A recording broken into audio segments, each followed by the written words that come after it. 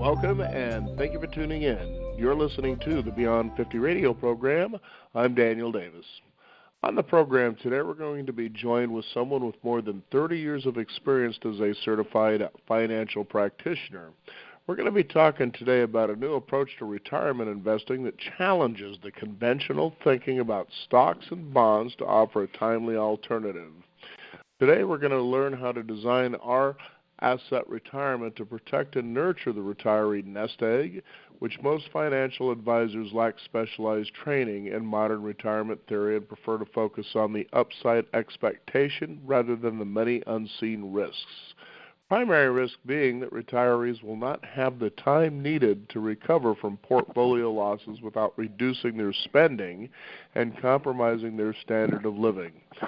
Joining us here on the program today is an income specialist, as I said, with more than 3 decades of planning experience.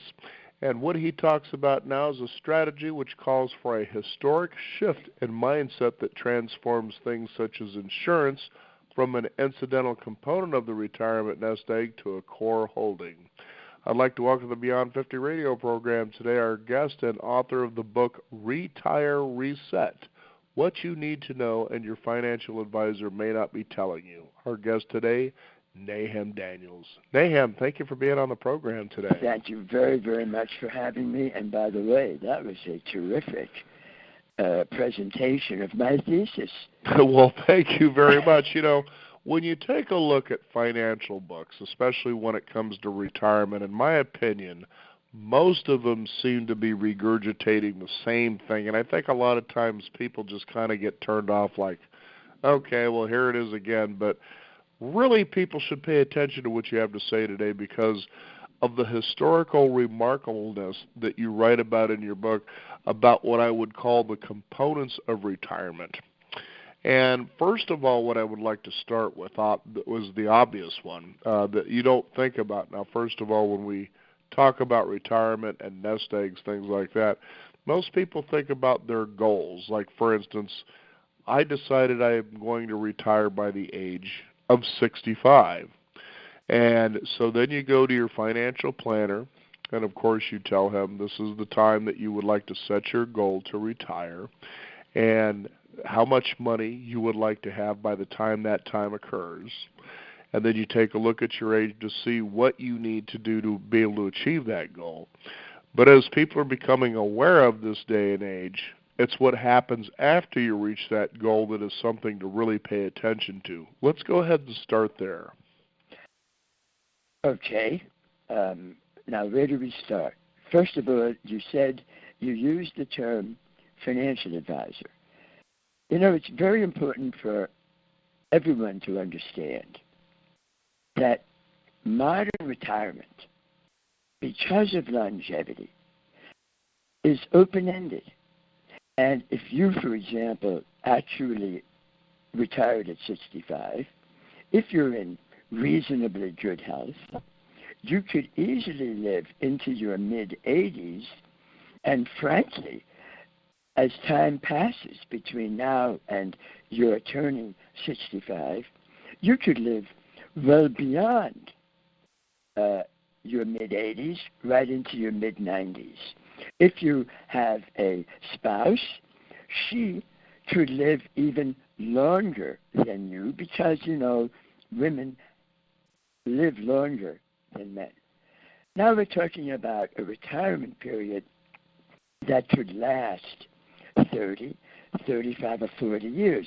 I just heard, maybe you did too, that I.M. Pei, the great Chinese architect and designer, just died. He was 102. Herman Wouk, the author of many great books, just died, 103.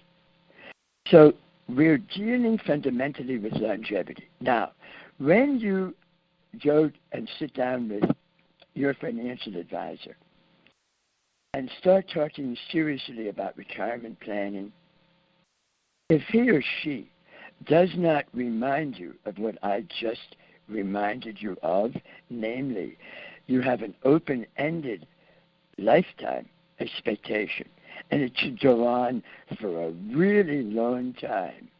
and we have to plan financially accordingly, you should look for a different financial advisor, because longevity is what needs to be in front of everyone's consciousness from the get-go. Now, responding to longevity is complex. And over the last 20 years, there's a whole arena, a specialty arena called retirement planning that's been developed at universities and academic institutions. Intense research into the nature and complexity of retirement and the history of investing and insuring to understand what is the best balance between securities and insurance that makes sense when you're planning for an open-ended retirement period. And so the first thing to do when you're sitting with your financial advisor is to run by them some of the 50 questions that I include in Retire Reset, to ask advisors to determine whether he or she is really trained and equipped in retirement planning per se, and not just in insurance planning or investment planning, because it's something very new. Now, let's talk about, for instance, what the number one rule in nest egg management. What would you call that? Okay. First of all, we need to understand that our nest egg for retirement is not necessarily all of our wealth. The nest egg is a portfolio we put together specifically to generate a lifetime of income to address the fact that it could be open-ended. That's a challenge. Because if we take $1 and invest it today and say, I want to produce a certain level of income from that dollar for 30 or 40 years going forward, that's not easy. So the nest egg is a very specific subset of our wealth that's focused on generating a lifetime income. Obviously, we want it to generate as high an income as possible, and we want it to be a growing income because we have inflation to worry about, and we want to preserve purchasing power. Rule number 1, don't lose the money in your nest egg. It's designed to spend and spend and spend. You can spend it down to 0 and beyond. But the first rule of nest egg management is don't lose it to market risk. Why? Because the volatility of the markets will reduce our nest egg, especially if we're taking 3, 4, 5% a year out of it in the form of income. And if, for example, the market drops 10 or 20%, and meanwhile we're taking 5%, in 1 year we could see $1 million become $750. When that happens, we get scared and we start reducing our expenditures, which means we start limiting ourselves and imposing austerity on ourselves, and that means compromising our lifestyles.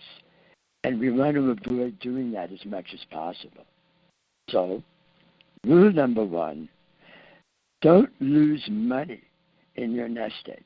Now, if you have enough wealth so that the nest egg doesn't encompass everything you have, then that other wealth you can use to take risk.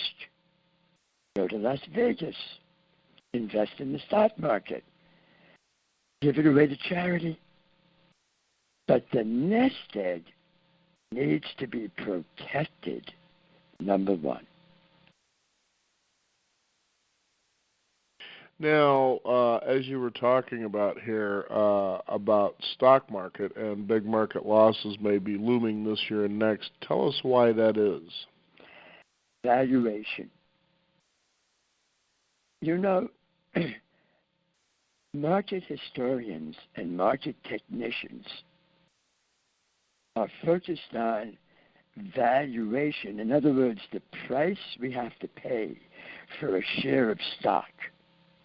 Because research has shown, and we're getting a little technical here, but this is very important.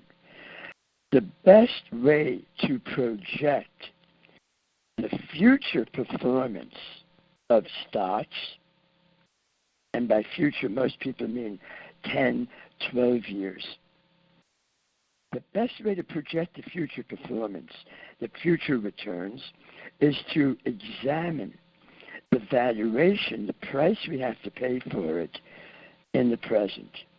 And history shows that when prices for stocks are as high as they are today, the prospects going forward 10 or 12 years are very poor. So right now we know that the Dow and the S&P 500 and the NASDAQ, all of these measures of stock market performance are at historic highs. If we're buying in now, that's not great. And even if we own now, having bought in recently, we still face the fact that the next 10 or 12 years could be very, very disappointing.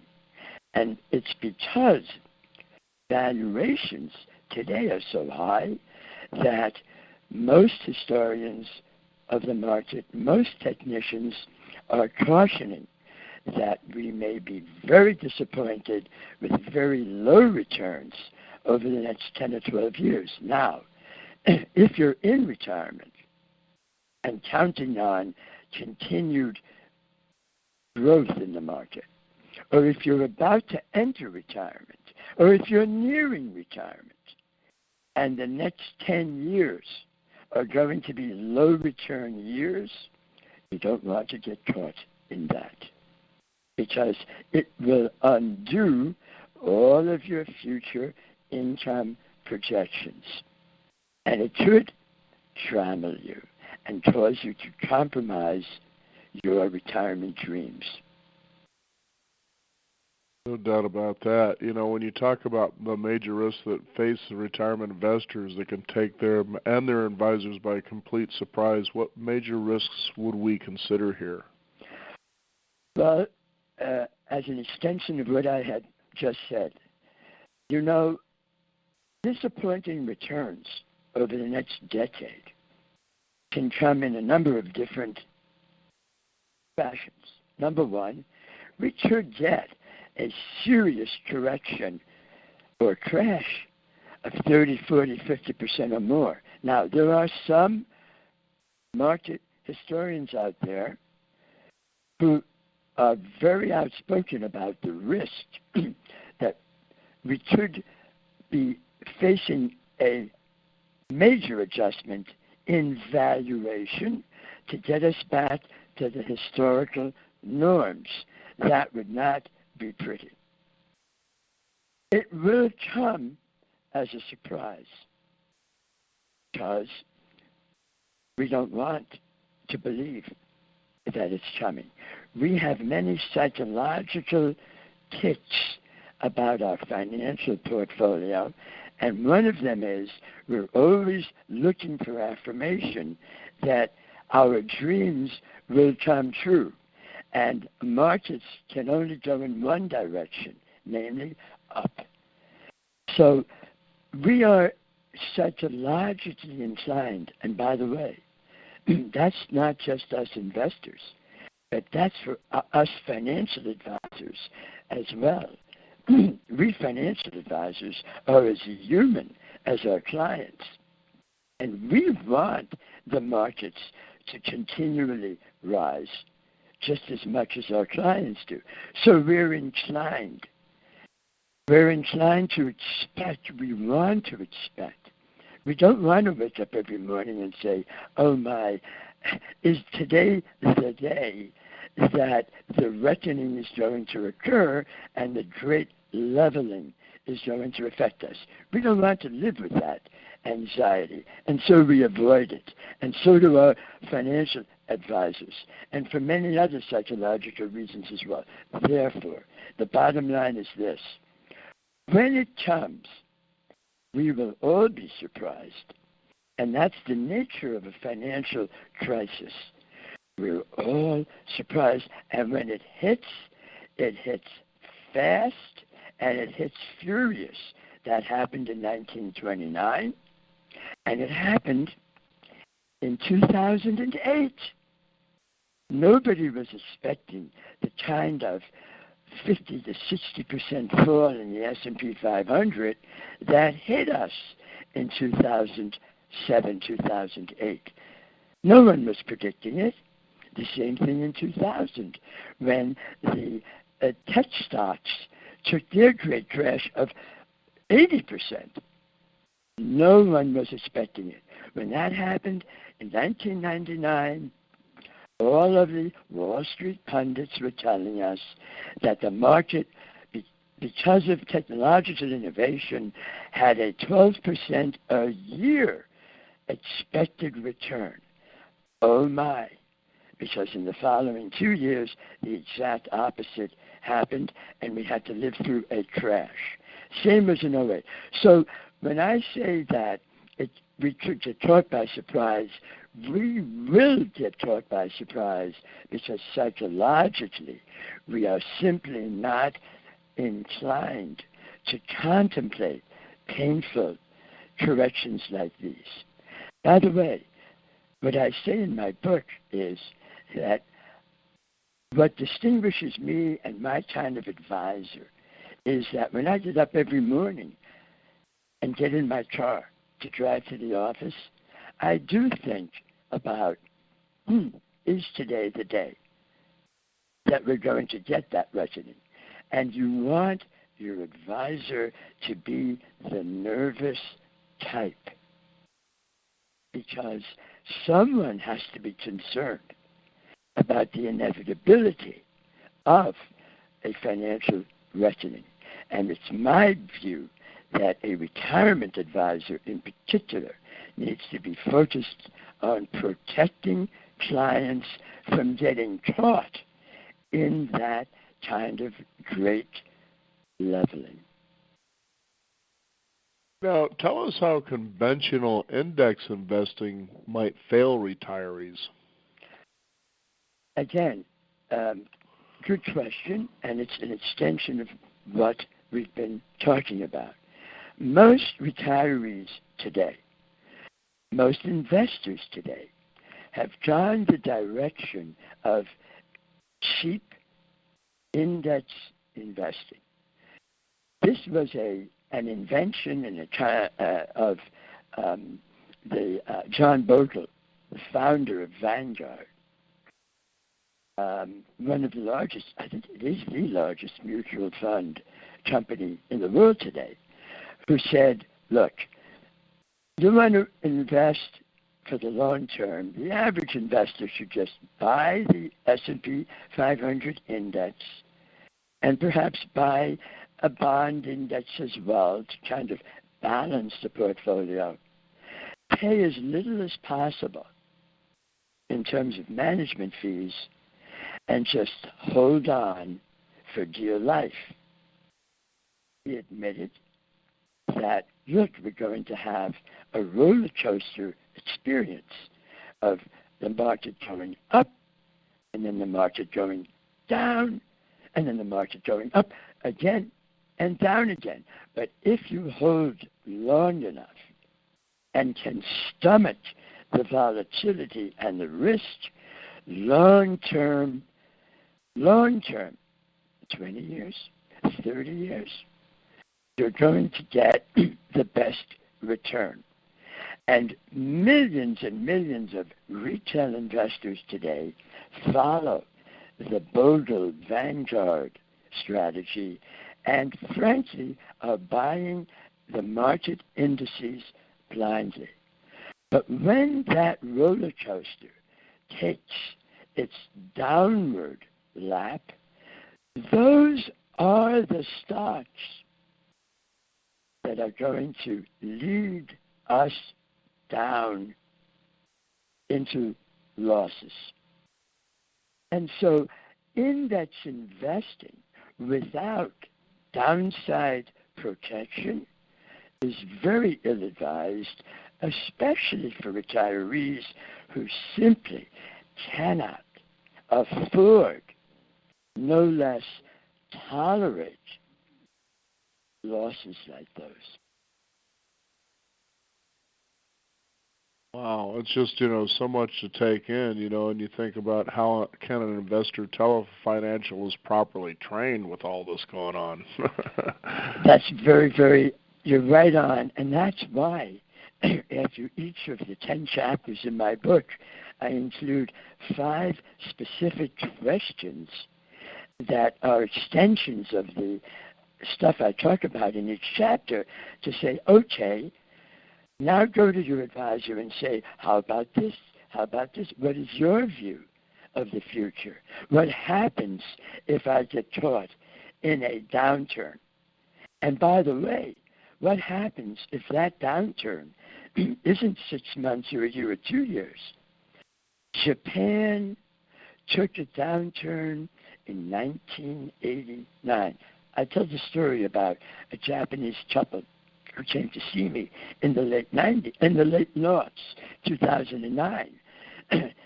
It's 30 years later, and the Japanese equivalent of the S&P 500 is still down 50% from the high that it reached in November of 1989.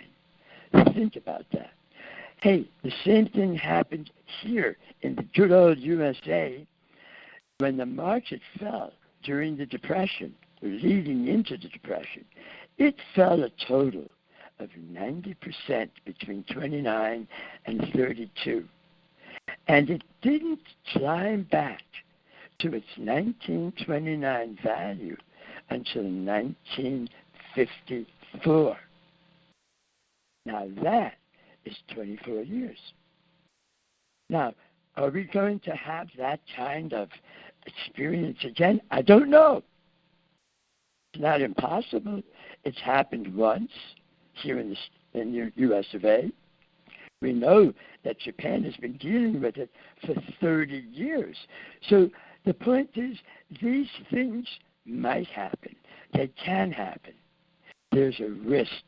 And what I argue in Retire Reset is, don't take that risk because it could mean financial ruin in retirement.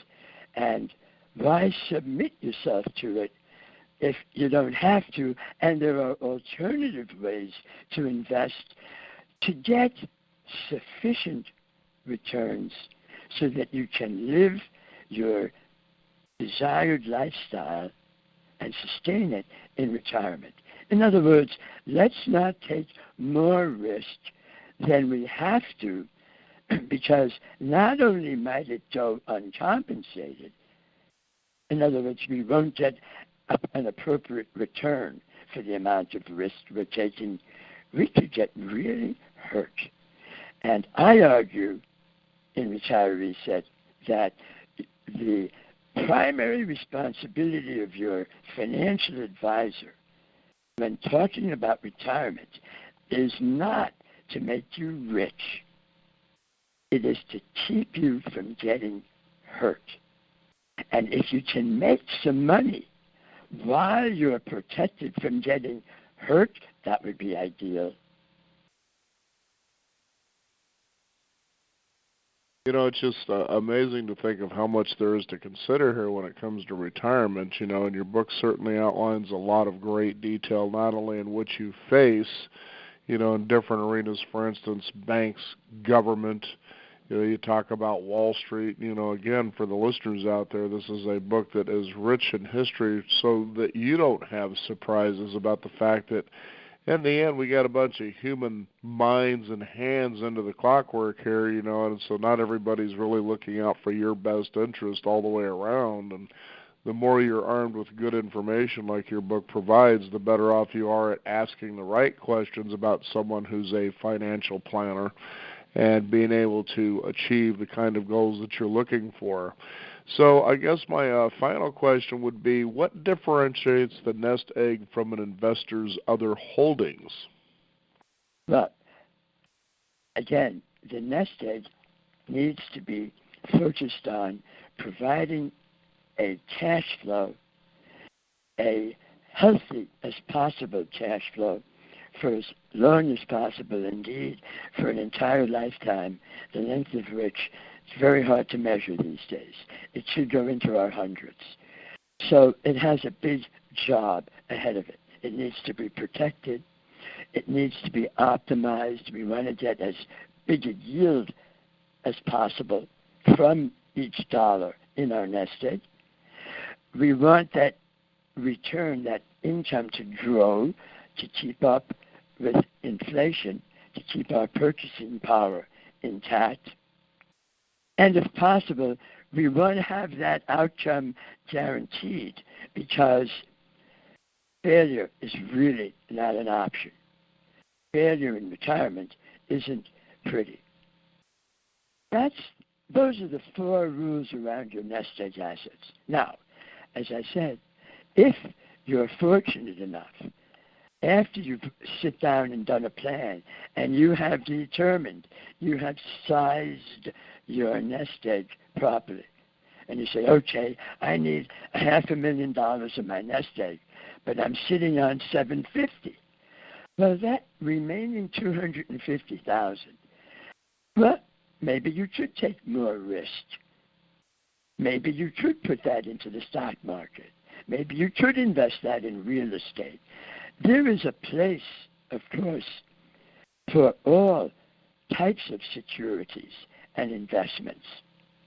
But we want to know which dollars are available and how many are available for those specific purposes. For a very wealthy person who actually lives modestly, the nest egg might be only 20 or 30% of the total wealth holdings. And the great majority of a person's wealth should be used to take risk if that's what you want to do. On the other hand, for smaller estates and accumulations, much maybe 50, 60, 70% of an entire family's wealth might constitute nest egg. So the difference is what assets are focused on income production for an open-ended future, and what assets remain to be exposed to different kinds of risk on the prospect of getting a higher current return through growth. That's the key difference between the nest egg and the rest of your wealth. Gotcha. I want to thank you for taking the time to be on the program today and sharing this information with our listeners. And again, like I want to tell our listeners, take a look at this book. It'll really surprise you what's in there. Especially, the rich history that you have about how things have been and how they have worked, and why you really need to pay attention and get away from mainstream advice and really get in there to make sure that you're doing the right thing for yourself. Is there a website people can find out more about your work and how they can get the book, things like that? Sure, thank you. First, the book's on Amazon. My website is integratedretirementadvisors.com. integratedretirementadvisors.com. And from my website, you can reach my blog and my social media, etc. If you look at Nahum Daniels, CFP, you can find Facebook and LinkedIn. The best place to go is integratedretirementadvisors.com, and go up to Amazon. You can order the book in electronic format, or if you're old-fashioned like me, you can order a bound paper copy. But I thank you for, obviously, the work you did to prepare, to look at the book, to read the book, and understand. There's a lot more in that book than just what we've talked about today. I tried to give the background, the rationale for the advice that I'm giving. And so we do have to talk about the Depression and banking and insurance and what distinguishes banks from insurance companies, what they each do, what their strengths, what their weaknesses are. These are all things that a retiree who's really serious about succeeding and becoming a last winner in retirement, these are all things that everybody needs to understand. And that's done. Well, thank you, Nahum, for being on the program today and talking to our listeners about what to do out there. My pleasure. Daniel, thank you very much for having me. You bet. We want to thank you, the listeners out there, for joining us. You can also discover more at beyond50radio.com. That is the number 50. We do encourage you to sign up for our weekly e-newsletter to keep up to date with what's going on in the world of Beyond 50, as well as our upcoming programs. I'm Daniel Davis. Again, thank you for joining us. This is the Beyond 50 radio program, and remember, live your day past halfway.